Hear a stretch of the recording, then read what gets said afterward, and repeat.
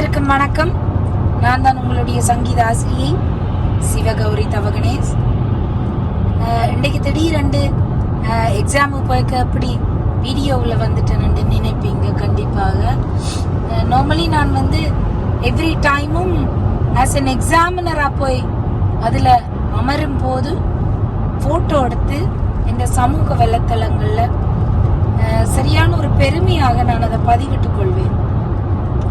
காரணம், நான் இலங்கையிலே பிறந்து வளர்ந்து படித்து இங்கே பிரித்தானிய மண்ணிலே என்னை நான் உருவாக்கி கொள்வதற்கு சரியான கஷ்டப்பட்டிருக்கேன்.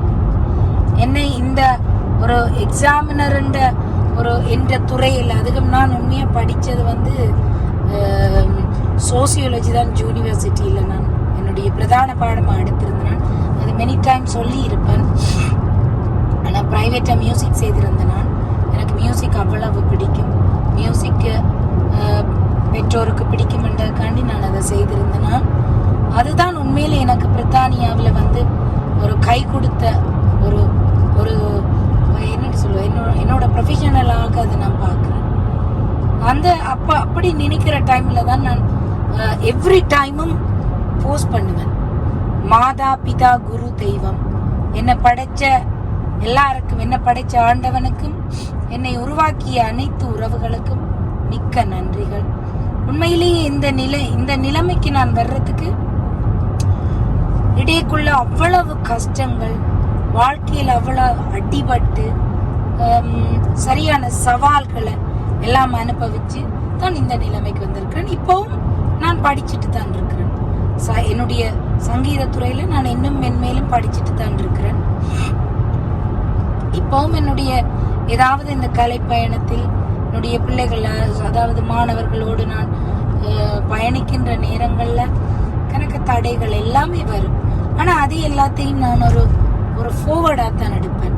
யாரும் எந்த ஒரு விஷயத்தையும் அதுல ஒரு தடங்கள் வருதுன்னு சொல்லி சொன்னா அதை பாசிட்டிவா எடுப்பேன்.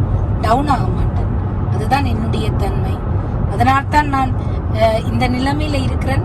நீங்களும் எல்லாரும் ஏதாவது உங்களுடைய, அதாவது பெண்ணாக பிறந்துட்டோம்னு சொல்லி வீட்டுல இருக்கக்கூடாது, வீட்டு வேலை என்று சொல்லி இருக்கக்கூடாது. எங்களுக்கென்று ஒரு குட்டி தொழிலையே நாங்களே அமைத்துக் கொள்ள வேண்டும். எங்களுக்கென்று யாரும் அமைத்து தர மாட்டார்கள். இந்த கருத்து உங்களுக்கும் நீங்களும் அதை எடுத்து வடிவ செய்வீங்கன்னு நான் நினைக்கிறேன். இன்னைக்கு உண்மையாக நார்மலி நான் அதில் பக்கத்தில் தான் எக்ஸாம், என் வீட்டுக்கு பக்கத்தில் தான் எக்ஸாம்ஸுக்கு போனேன்.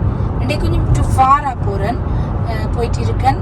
அதுக்கு ஏர்லி மார்னிங் 5 மணி கிளம்பி 6:30 இறங்கிட்டேன். அங்கே நான் ஒரு 8:15 8:45 அப்படி ரீச் ஆகுவேன் என்று நினைக்கிறேன். மேலே இன்னைக்கு எல்லாரும் எக்ஸாமுக்கு வர பிள்ளைகளுக்கு எல்லாருக்கும் விஷ் பண்ணுறேன். அதை விட எந்த ஸ்டூடெண்ட்ஸுகளுக்கும் நீங்கள் எல்லாரும் நல்ல வடிவாக செய்யணும் எக்ஸாமுக்கு. உண்மையாக இங்கே இந்த பிரித்தானிய மண்ணில் இங்கே யூரோப்ஸில் எக்ஸாமுக்கு போறீங்கன்னா அந்த மாணவர்கள் ஒரு லக்கி பர்சன் தான் நான் சொல்லுவேன். காரணம், இதை முதலும் சொல்லி இருக்கிறேன். ஊர்ல எல்லாம் எக்ஸாமுக்கு போனால் அந்த எக்ஸாமினர்ஸ் எப்படி இருக்கணும், அவைங்களை பேசுவினம், திட்டுவினம், ஆர்கிட்ட படிச்ச நீ, என்ன படிச்சிருக்கிறாய், என்ன சிலபஸ் முடிக்க வந்திருக்காய், அப்படி எல்லாம் கேள்வி கேட்டு வந்த ஆக்கள் தான் நாங்கள்.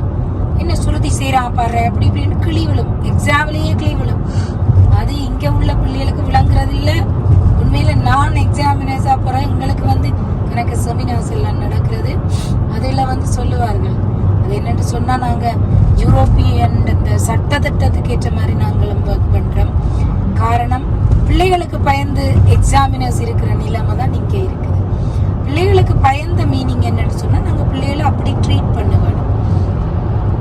அவர்களை ஆர்கிட்ட படிச்சனி என்று கூட கேட்கல. அது உண்மையா ஒரு ரூல்ஸ் ஒன்று இருக்கு. அந்த பிள்ளை போய் எங்களோட மெயின் ஆக்கள்கிட்ட போய் மெயின் ரிசப்ஷன்ல போய் கம்ப்ளைண்ட் பண்ணிட்டுதுன்னு சொல்லி சொன்னா, இந்த டீச்சர் இந்த ரூம்ல இருந்த அந்த எக்ஸாமினர்ஸ் என்ன நீ யார்கிட்ட படிச்சனி என்று கேட்டு அவைக்கு சரியான இன்குவாரி எல்லாம் இருக்கு. உங்களை எல்லாம் ஃபோன் பண்ணி அவங்க ஸ்டூடெண்ட்ஸ் மெயில் பண்ணினாலோ அப்ப நாங்க சரியான கவனமா இருக்கணும்.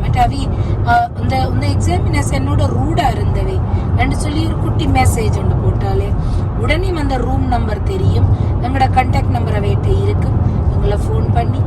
எப்படி செய்து நீங்களோ அதே தானே அவை எங்களை கேள்வி கேட்க வலிக்கிட்டுருவார்கள். உண்மையில நான் போறேன்னா எனக்கு உண்மையா ஒரு நாளும் விழா காலத்துக்கு 17 வருஷமா எனக்கு இதுவரைக்கும் நான் எந்த பிள்ளைகள் மாதிரி எந்த ஸ்டூடெண்ட்ஸ் எப்படி எக்ஸாமுக்கு வர நான் எப்படி ட்ரீட் பண்ணுவேனோ அதே மாதிரி தான் நான் மற்ற ஸ்டூடெண்ட்ஸையும் நான் பார்க்குறேன். நான் எனக்கு அப்படி ஒரு கம்ப்ளைண்ட் உண்மையாக வரையில. அதை விட உங்களுக்கு தெரியும் தானே எங்களை நாங்கள் போனோன்னு அவர்களை சிரிச்ச முகத்தோட வரவேற்று அப்படி உண்மையாக ஒரு பிள்ளைகள் எக்ஸாமினர்ஸை கண்டோன்னு பயந்தெல்லாம் படித்தவங்களுக்கு போகிற நிலைமை இருக்கக்கூடாது. அதனால் நான் ஆனால் நீங்கள் மார்க்ஸ் இல்லை அதுக்காண்டி நீங்கள் நினைக்கக்கூடாது ஸ்ரீலங்காவை விட இங்கே வந்து ஸ்ட்ரிக்ட் இல்லைன்னு நினைக்கக்கூடாது. உங்களோட மார்க்ஸில் எப்பவும் உங்களுக்கு செமினார்ஸில் சொல்லுவினும் உங்களோட முகத்தில் காட்டி கொடுக்கக்கூடாது. உங்களோட மார்க்ஸில் உங்களோட புள்ளிகளில் அவைண்ட தரத்தை நீங்கள் போட்டுக்கொள்ளலாம். அப்படி ஏதாவது குறைவா அவை ஏதாவது உங்களுக்கு சாட்டிஸ்ஃபேக்ஷன் இல்லாமல் அவை பாடினு சொல்லி சொன்னால் அதை நீங்கள் பின்னுக்கு எழுதலாம். அங்கே நாங்கள் 50 மார்க்ஸுக்கு குறைவாக நாங்கள் ஒரு பிள்ளைக்கு மார்க்ஸ் போடுறோம்னு சொல்லி சொன்னால் அதை நாங்கள் பின்னுக்கு ஏன் நாங்கள் போட்டுனாங்களன்னு சொல்லி கமெண்ட் பண்ண வேணும். ஏன்னு சொன்னால் பேரண்ட்ஸ் வந்து கேட்பினம் ஏன் இந்த பிள்ளைக்கு நல்ல ரிசல்ட்ஸ் வரையிலன்னு அவை அதை அந்த ரிசல்ட்ஸ் பின்னால் கமெண்ட் இருந்தால் தான் ஓகே இதால தான் அவை வாசித்து காட்டுவினம். ஸோ அதனால் நாங்கள் வந்து சரியான ஒரு ஒரு பயந்ததண்டு இல்லை. நாங்கள் எங்களோட அந்த ரூல்ஸுக்கு கட்டுப்பட்ட நிலைமையாக நாங்கள் எக்ஸாமின்ஸ் பண்ணுவோம். நீங்கள் பெற்றோர்களோ மாணவர்களோ அப்படியெல்லாம் நினைக்கக்கூடாது. இவர்கள் அப்படித்தான் என்ன வடிவ ஸ்ட்ரிக்டாக பார்ப்பார்கள் எங்களுடைய பிள்ளை. என்னன்னு சொன்னால் பிள்ளைகளை வந்து இன்னைக்குள்ளவன் எனக்கு ஃப்ளாஷ் பண்ணுறான். நான் கரெக்டான இதில் தான் போயிட்டு இருக்கிறேன். பார்த்தீங்களா எனக்கு வந்து இன்றைக்கு இந்த ஒரு நிலைமை. அடுத்த ட்ராக்கில் அவர் போகலாம். It's okay. நான் அதையும் மைண்ட் பண்ணல. இன்னைக்கு நானே டிரைவிங் பண்ணி நார்மலி ஒஃபால் எக்ஸாமின்ஸ் வந்து கோச்சில் தான் போகணும். நான் அன்ஃபார்ச்சுனேட்லி நான் இன்றைக்கு இந்த வாகனத்தில் போக வேண்டி இருந்தது. அதால் தான் உங்களோடையும் கதைக்கக்கூடிய ஒரு சிச்சுவேஷன் வந்தது. Thank you so much. அடுத்த எக்ஸாமின் போர்டுகளில் போயக்குள்ள இந்த எக்ஸ்பீரியன்ஸை நான் ஷேர் பண்ணுறேன். முடிஞ்ச வரைக்குள்ளேயும் எனக்கு எப்படி இருந்தது எக்ஸாம், எப்படி பிள்ளைகள் செய்தவை, எப்படி நான் பிள்ளைகளோட ட்ரீட் பண்ணி நான் உங்களோட ஷேர் பண்ணுறேன். Thank you so much.